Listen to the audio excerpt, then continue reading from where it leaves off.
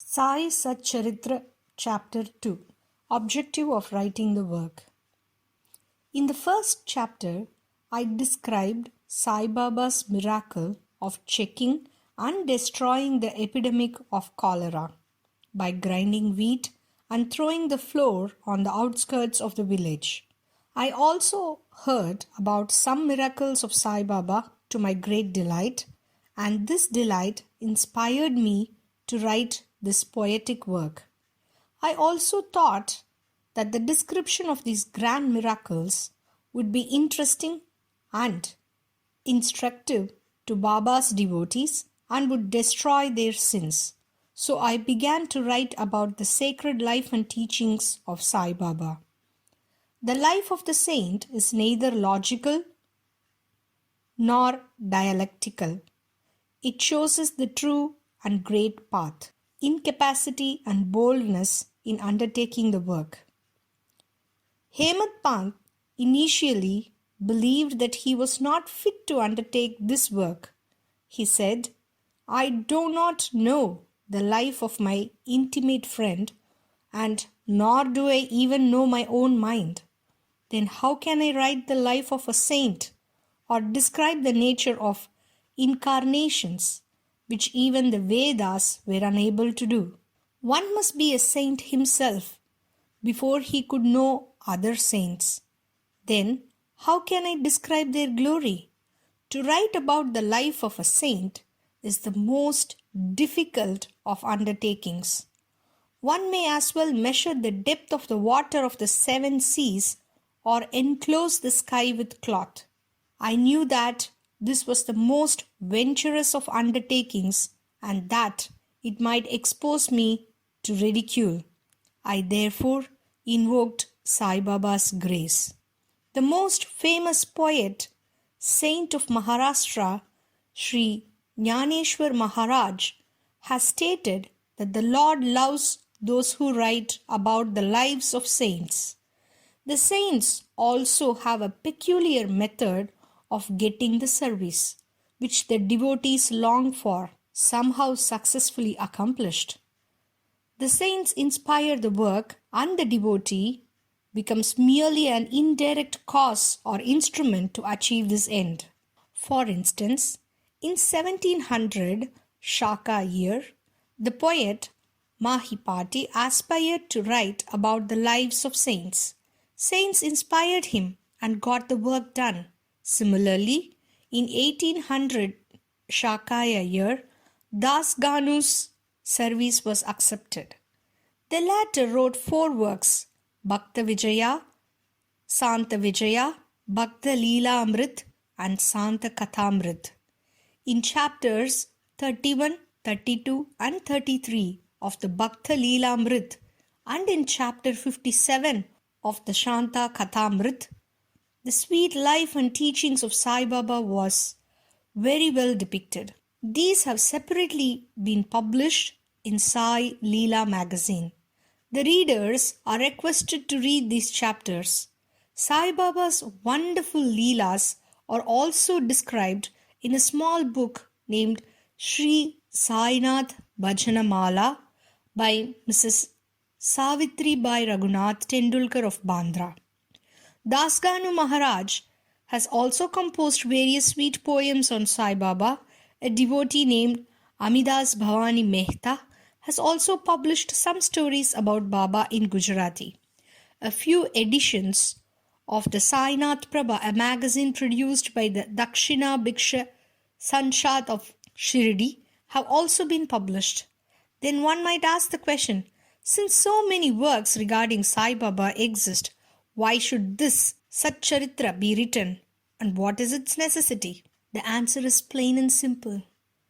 The life of Sai Baba is as wide and deep as the infinite ocean, and everyone can dive deep into it and take out precious gems of knowledge and devotion and distribute them to the aspiring public. The stories, parables, and teachings of Sai Baba are indeed wonderful.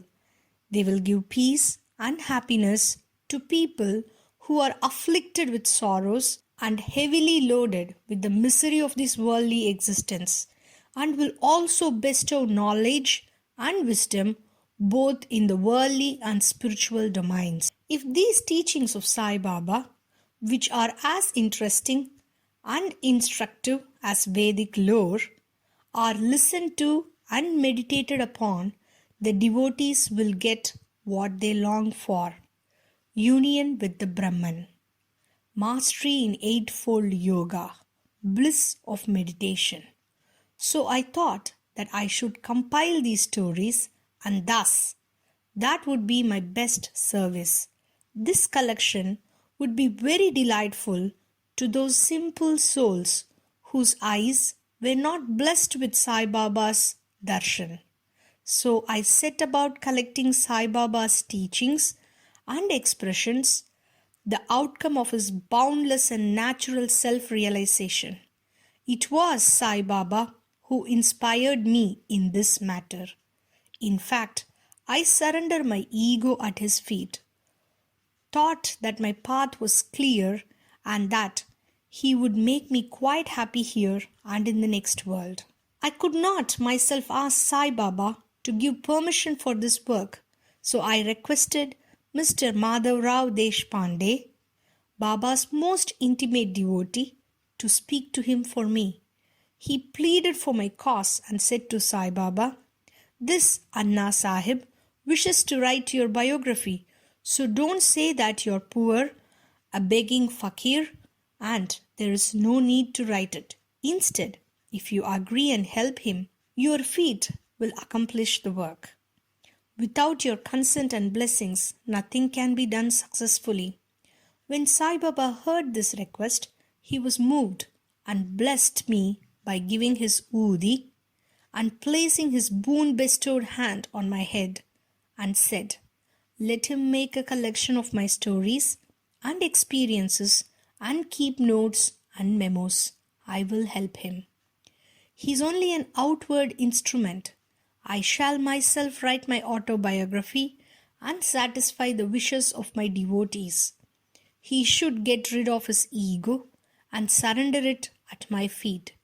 He who acts like this in life, him I help the most. And about my life stories, I serve him in his house in all possible ways.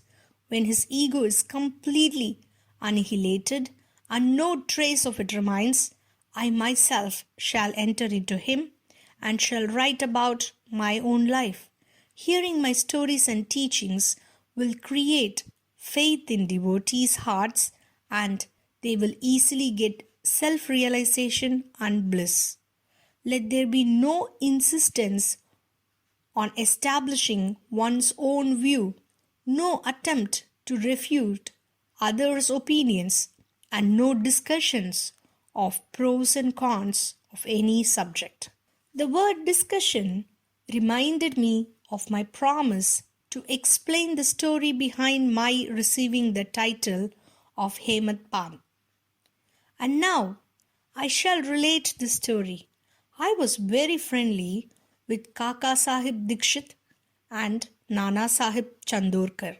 They pressed me to go to Shirdi and receive Baba's darshana, and I promised them to do so.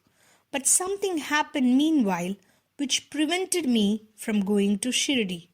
The son of a friend fell ill. My friend tried all possible means, physical and spiritual, but the fever would not abate. At length, he got his guru to sit by his side of his son's bed, but this was too late and was of no avail. Hearing this, I thought to myself, what is the utility of the guru if he could not save my friend's son? If the guru can't do anything for us, why should I go to Shirdi at all? Thinking in this way, I postponed my Shirdi trip. But the inevitable must happen, and it happened in my case as follows. Mr. Nana Sahib Chandorkar was going on tour to Bassein. From Thana, he came to Dadar and was waiting for a train bound for Bassein. In the meanwhile, a Bandra local train arrived. He sat in it and came to Bandra, sent for me, and took me to task for putting off my Shirdi trip. Nana's argument in favor of my Shirdi trip was convincing and delightful, and so I decided to start for Shirdi the same night. I packed my luggage and started for Shirdi. I planned to go to Dadar and from there to catch the train for Manmad, and so I booked myself a ticket to Dadar and sat in the train. As the train was about to start, a Muslim man came hastily to my compartment and seeing all my paraphernalia asked me where I was going. I told him my plan. He then suggested that I should go straight to Boribundur and not get down at Dadar, for the man-mad mail did not stop at Dadar at all. If this little miracle had not happened, I would not have reached Shirdi the next day as desired, and many doubts would have assailed me. But that was not to be. As fortune favored me, I reached Shirdi the next day before 10 a.m. Kaka Dikshit was waiting for me there. This was in 1910, and there was only one place, Sateswada, for lodging pilgrim devotees. After alighting from the Tanga, I was anxious to receive darshana. When the great devotee, Tatya Sahib Nulkar, returned from the masjid, he said that Sai Baba was at the corner of the Wada and that I should first receive Baba's preliminary darshana and then, after a bath, see him at leisure. Hearing this, I ran and prostrated before Baba, and my joy knew no bounds. I found more than what Nana Chandorkar had told me about. All my senses were satisfied, and I forgot thirst and hunger. The moment I touched Sai Baba's feet, I began a new lease of life. I felt obliged to those who spurred me on and helped me to receive darshan, and I considered them my real relatives. I can never repay their debt. I can only remember them and prostrate before them. The peculiarity of receiving Sai Baba's darshan, as I discovered, is that by receiving his darshan, our thoughts are changed. The force of previous actions is abated, and gradually non-attachment or dispassion towards worldly object grows.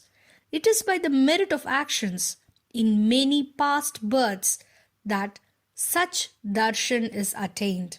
And if you see Sai Baba, the entire world becomes or assumes the form of Sai Baba.